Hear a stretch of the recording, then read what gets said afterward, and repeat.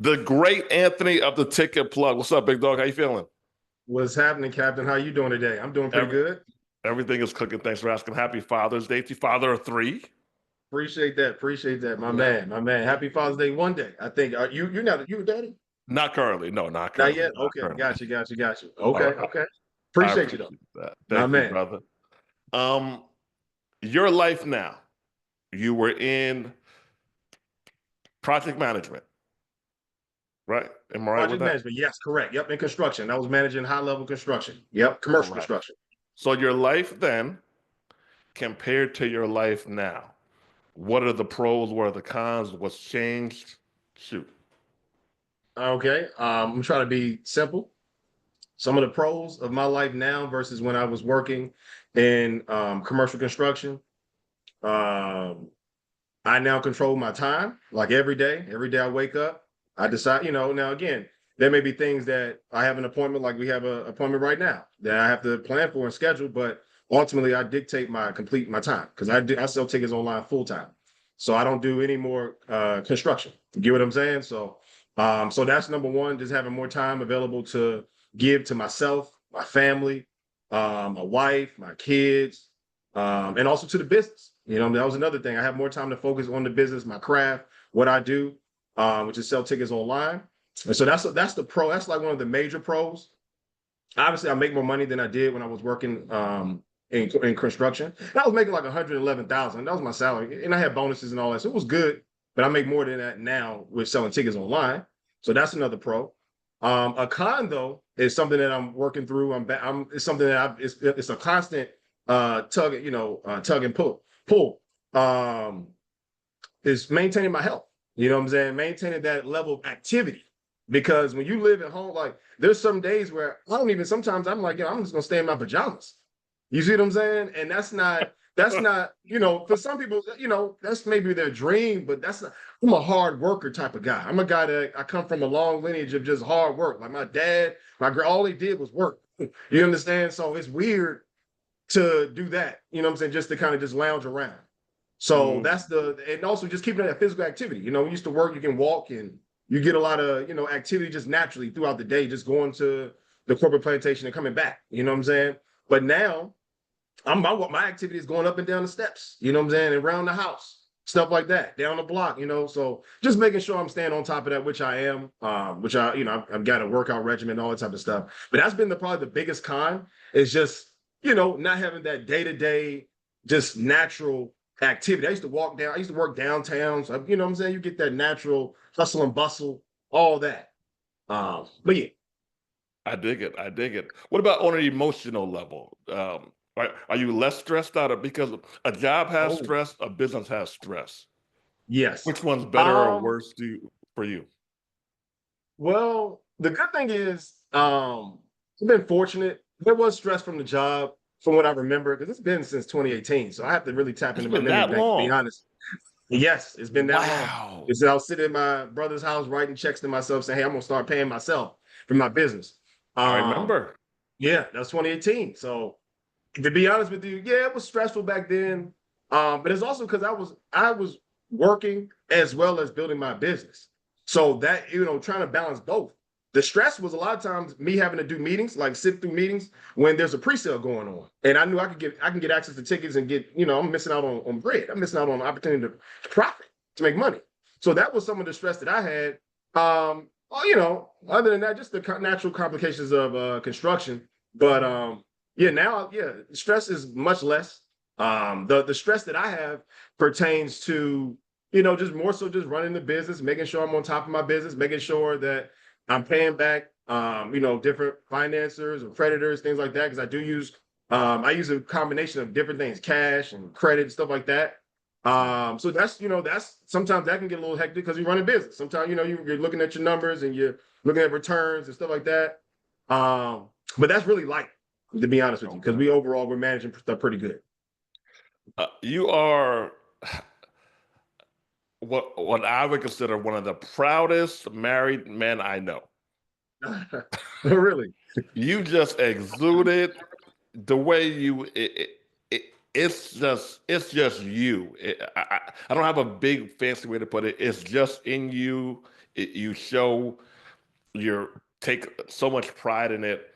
So, question for the people who are looking to get married, for the brothers looking to get married.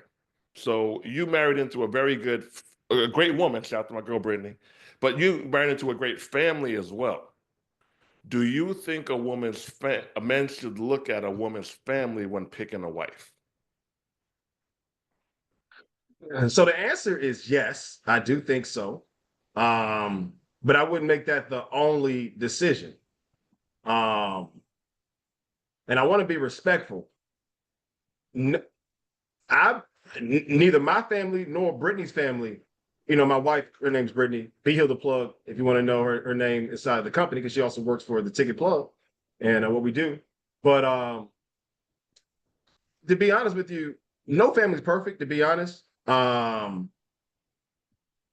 think you can get some stuff from looking at the opposite sex family or your partner's family and stuff like that.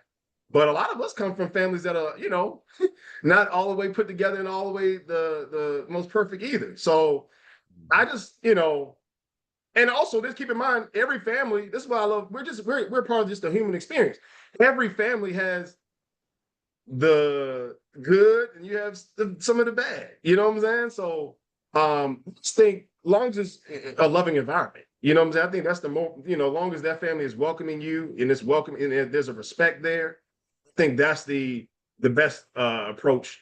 But I wouldn't put too much emphasis on their family. It's like, okay, if their family's a little off, then I'm not rocking with this person.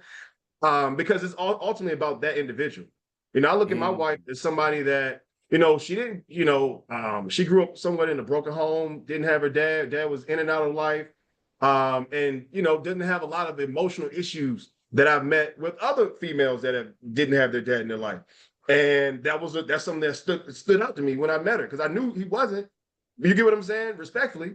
But, you know what I'm saying? So anyways, I just say stuff like that just to say that the person that you're dealing with, you have to take them for face value and what they're presenting to you. You can't go off their family just so. Yes, the family does have an impact though. Dope. Would you be disappointed if your children, I don't know how many you got, you might have 6, 7 kids. If your children got 9 to 5s, would you want them to become business owners, real estate investors, or as long as they're happy, you're happy? Oh man, no, no, no, no, no. Yeah, I don't do the job shaming thing. I've matured from that. I may have started off initially on that, what I'm saying, like really, really early in my experience growing up, you know what I'm saying? Because I was, if you're making $500,000 in your early 20s, you start to feel yourself. Um, but at the same time, nah, man, I encourage everyone to, to do whatever works for you, but just don't let folks use you. Mm. Use them, just don't let them just use you. That's my thing. So to my children, and I have three, one, 2 boys and a girl. And what I would tell them and what I'm going to tell them is that they're going to have options. They can go into business. They can go the 9 to 5 route. There's nothing wrong with that. My thing is just to make sure you're in a loving environment. That's the main thing. Like I hate when I hear from folks that are, they own these corporate plantations and they're sitting here getting disrespected by folks, by their superiors or whoever, and they're going through stress, going through racism on the job. That's the stuff that I really hate to see. But if you're out there doing your thing 9 to 5, man, I got much respect. Man, again, come from hard work. My dad's still working 9 to 5, and he don't need to, for the record. He didn't work. He got 401ks. He got Bitcoin. He got plenty of stuff. He don't have to. He can sell tickets like me if he wanted to. But he does. He loves what he does. He does it, and so did my grandfather, and so there's all the men in my family, and so that's why I could never just shame work, the 9 to 5. And plus, I'm in the business of creating 9 to 5s. I'm a business owner. Yeah, listen. I'm for whatever works for you. Whatever works for you as an individual. I'm all for that. So Yeah. now I'm getting in your personal business. All right. Pause if that's needed. Yeah. What's the most money you've made in business in a month? Most I've made in business in a month. If I had to, again, I'll just be honest with you all, I don't keep track of stuff like this because to me, a lot of this stuff is almost like a video game at this point. I've been selling tickets so long for 11 years. I've been selling tickets where it's money in, money out. It's sales coming in, it's profit coming in, it's losses here. It just know we're always profiting way more than we're losing. That's kind of the gist of it. But if I had to guesstimate, I think it was about closer to like $300,000. I've had 300K month. That was solid for us. You know what I'm saying? Probably brought in profit wise. I know it was over 100,000. So it was something like that. And that was like one of our one of my biggest months. And yeah, that's really it right there. All right. Now you have a thriving online community. You have students. What has your Yes. top student earned in a month? So top student earned in a month. So one of our top sellers, and here's the thing. Again, I like to preface this. I'm not somebody that's all into the numbers of every seller that we have, because everybody comes in from a different walk of life. Everybody comes in with a different bag to flip. Again, you have to have something to flip in this game. You have to buy tickets. Tickets aren't cheap. They're expensive. So you have to have something to flip. So just to preface everything, that's what it is. You know what I'm saying? I'm not on top of everybody's numbers and tracking. We're here to coach you, help you succeed. If you're doing $5,000 a month and that works for you, we salute you. But to get to your answer, I want to say we've had a seller do a 75K month, if I'm not mistaken, somewhere around there, like 60 to 70,000 will be the highest that we've had from one of our top sellers. That's impressive. That is impressive. We do have, now here's the thing, we have our top sellers are doing, so technically our top sellers are doing over $500,000 a year. We have three sellers doing that. All right. And then we also have a couple this year that's trajecting, that's working towards that. It looks like they're about to break into our certified ranks, and that's what we call it, our certified, EdPop certified. That's dope. What's your thoughts on this? Some people have mixed feelings. Some people think paying for men is ethical. Some people say. Can you repeat the question? You kind of breaking up.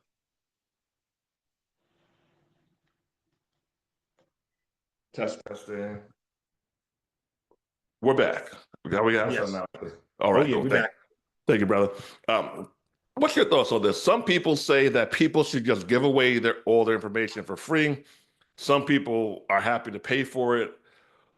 Well, obviously you sell information, and I know you go to conferences all the time. Why do some people have a hard time? I think it's an ego thing, personally, Anthony, of why they don't want to pay an expert for their time and information. So what do I think about people not paying for information? Yeah, and they think that the person selling it is unethical because they're selling it. Right.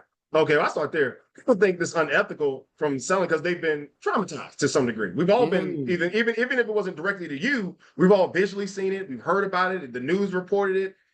The word that got around. Remember the Susus and all the different things that we've experienced during COVID, and that people are traumatized. So I understand that. And so that's number one, why people are a little hesitant or not really a lot of times open to paying for, like you said, information.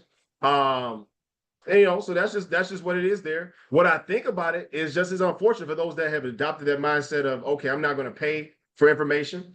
But the good thing is that if you're somebody that's super ambitious, you can go out here and learn everything. I don't have no problem telling folks this. I was just on ChatGPT asking about ticket resale. I couldn't believe it has the whole business model laid out. You understand? It's the whole business. You can learn everything. You just need a little extra ambition and understanding of what you're looking into to understand, okay, I can put this together and run a ticket business too. It's all right there in ChatGPT.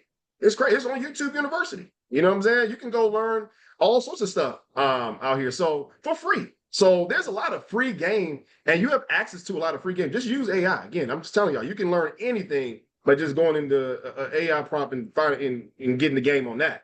But see, the thing is, when you're paying for access to information, hopefully you're paying for something like a community like we have, where you're not just paying for the access to information, you're also paying for a heads up or a come up. You know what I'm saying? We can put you on to things. Like I put money in people's pockets every week. I drop things called pluggables. You see what I'm saying? These are plays that you can take advantage of. You can flip your bread. So you have that element to it. Also, there's a community element, a camaraderie and a togetherness feel when you're selling, you're doing whatever you're doing with somebody else. So you have a built-in tribe, as we say. Ticket resellers investing and building every day. That's what we call it over here at thetickettrap.com. So yeah, that's kind of how I feel about it. It's unfortunate for those that kind of pass over some of the good opportunities that we have out here in our society, like things like we have. But also we understand that what we have is not for everybody. And that's, we understand, we're cool with that. We're making money or profit, they like to say. I think the community aspect of being able to have supportive community and the accountability, because even with all the information being out there, most people fall off from what I've seen, Anthony, in business because they don't have somebody who they meet with weekly, bi-weekly, monthly, whatever, simply to hold them accountable. What have you done? What haven't you done?